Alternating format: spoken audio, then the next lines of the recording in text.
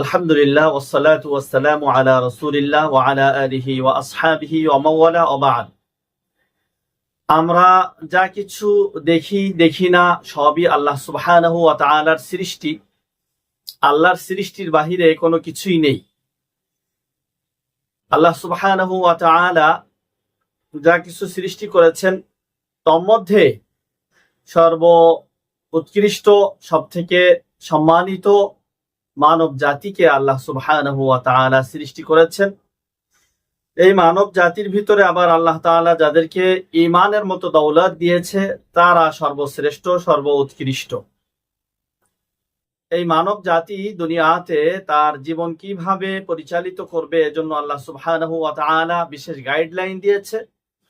যুগে যুগেই আল্লাহ তাআলা নবী রাসূল প্রেরণ করে নির্দেশনা দিয়েছেন, সেই অনুপাতেই মানুষ জীবন পরিচালনা করেছে।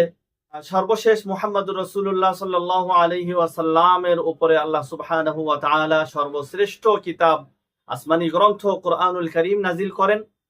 এই যে পথ নির্দেশ আল্লাহ সুবহানাহু ওয়া তাআলা দিলেন, এখানে আল্লাহ তাআলা কোরআনুল কারীমে স্পষ্ট ঘোষণা দিয়েছে যে এরপরে আল্লাহ তাআলা আর কোনো পথ নির্দেশ দুনিয়াতে আর পাঠাবেন না। ওই অনুযায়ী, কোরআন অনুযায়ী যারা জীবন পরিচালনা করবে তারাই সফল কাম হবে।